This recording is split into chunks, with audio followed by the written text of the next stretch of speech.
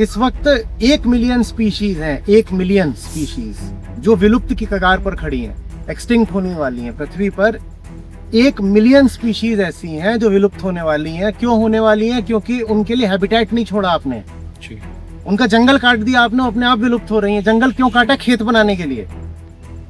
इस पृथ्वी पर जितनी जमीन है जहां इंसान रह सकता है, उसमें से आधी जमीन सिर्फ खेती में इस्तेमाल हो रही है। तो खेतों को देख के कोई ये ना सोचे कि अरे अभी तो बहुत जगह बाकी है, खेत हटाकर मैं यहाँ पर रेजिडेंशियल कॉम्प्लेक्स बना लूंगा। रेजिडेंशियल कॉम्प्लेक्स बना लोगे तो उनके लिए और खेत चाहिए होंगे, और जब खेती के लिए जगह नहीं मिलेगी तो तुम उसमें और ज्यादा फर्टिलाइजर और पेस्टिसाइड का इस्तेमाल करोगे ताकि कम जगह पर ही ज्यादा पैदा हो जाए।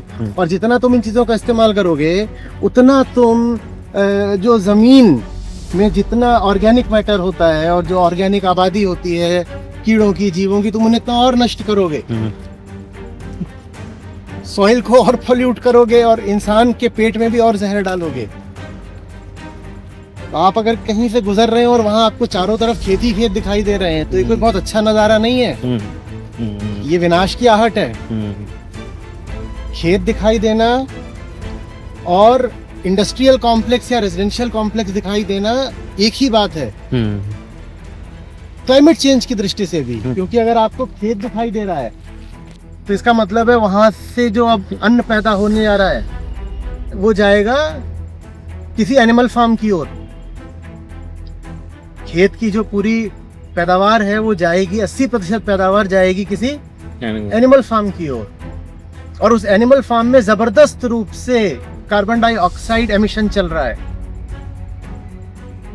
फॉसिल फ्यूल जलाने के बाद जो दूसरा सबसे बड़ा स्रोत है कार्बन एमिशन का वो है एनिमल एग्रीकल्चर। एनिमल एग्रीकल्चर, मांस खाना। एक सबसे बड़ा स्रोत तो ये है कि आपने चलो फ्यूल जला दिया, उससे कार्बन डाइऑक्साइड रिलीज हुई, और दूसरा ये है कि आप जो मांस खाते हो सबसे ज्यादा कार्बन डाइऑक्साइड उससे रिलीज होती है, और जो आप मांस खाते हो उसके लिए अन्न खेत से जाता है। तो आप जो खेत देख रहे हो वो भी कार्बन एमिशन का बहुत बड़ा स्रोत है।